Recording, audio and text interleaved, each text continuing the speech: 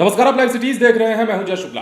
बिहार में बार बार पुलिस पर हमले का दौर जारी है और इस बार इस प्रकार हमला हुआ है कि पुलिस को मार मार के बहुत घायल कर दिया गया है, माथा तक फाड़ दिया गया है।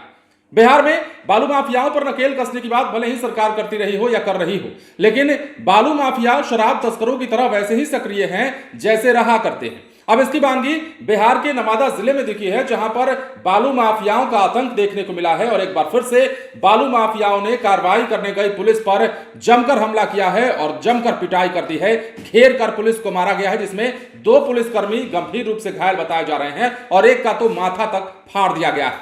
दरअसल बिहार में सूचना के आधार पर पुलिस बालू तस्करी को रोकने जाती है और जब बालू तस्करी को रोकने के लिए पुलिस वहां पहुंचती है तो उसके बाद डाला काट करके जो बालू तस्करी किए जाने वाले गाड़ी का जो ड्राइवर होता है वो वहां से भाग जाता है। उसके बाद अपने गुर्गों के साथ बालू माफिया वापस आता है और तब पुलिस की जमकर पिटाई कर दी जाती है। अब मामला कहां का है और किस प्रकार यह घटना घटी है वो हम आपको बताने जा रहे हैं।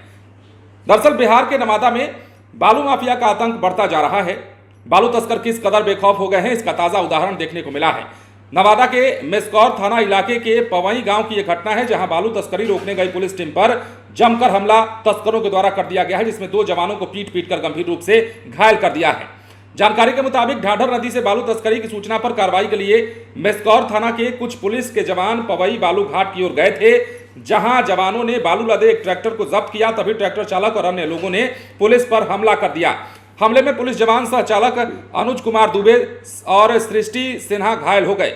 अब देखिए, इसमें मेस्कौर के थानाध्यक्ष रुपेश कुमार क्या बताते हैं वो भी जान लेना चाहिए। वो कहते हैं कि गुप्त सूचना के आधार पर हम कार्रवाई करने गए थे। सूचना के बाद मेस्कौर पुलिस बल के जवान चिन्हित स्थल पर पहुंचे। वहां ट्रैक्टर अवैध बालू लेकर आ रहा था। पुलिस को देखकर ट्रैक्टर जो है चालक ने बालू लदा डाला ट्रैक्टर से काट दिया और भागने लगा। पुलिस बालू को जब्त कर थाने ला ही रही थी, इतने में बहुत सारे लोग वहां पहुंच जाते हैं और अपने गुर्गों के साथ वो ट्रैक्टर वाला भी पहुंच जाता है जो डाला काट कर भागा था। उसके बाद तमाम कहानी शुरू हो जाती है और पुलिस पर जमकर हमला कर दिया जाता है। तो बिहार में अब इस प्रकार पुलिस पर बार बार हमलों का जो दौर है, माफियाओं के द्वारा कहीं ना कहीं इस बात की ओर संकेत जरूर कर रहा है कि बयानों में कुछ और है और धरातल हकीकत कुछ और है। क्योंकि बिहार में बड़े बड़े नेता ये दावा करते हैं कि माफियाओं और अपराधियों का हम अंत कर देंगे, उन्हें नेस्तनाबूद कर देंगे, बालू में गाड़ देंगे और जिस भाषा में समझेंगे उसी भाषा में हम समझाएंगे। लेकिन होता बिल्कुल इसके उलट है और बिहार में इसकी ताजा बानगी नवादा में दिखी है, जहां बालू माफियाओं ने पुलिस पर जबरदस्त तरीके से हमला कर दिया है। अब सत्ताधारी दल के नेताओं से अगर सवाल करिएगा कि बिहार में अपराध बढ़ रहा है, बिहार में माफियाओं का आतंक बढ़ रहा है, तो जवाब 15 साल पुराना पीछे ले जाकर दिया जाता है और उस दौर को याद किया जाता है जिस दौर में लोग दहशत में रहा करते थे। सवाल एक बार फिर से वही है कि अगर उसी दौर का हवाला देकर इस दौर में काम करना है तो फिर बात ही क्या हो जाती है। क्योंकि बिहार में जिस प्रकार क्राइम रेट बढ़ रहा है, आप उस पर बात करिए। जनता ये कह रही है, लोग आक्रोशित होकर ये कह रहे हैं कि फिलहाल जो माहौल है बिहार में उस पर बात होनी चाहिए।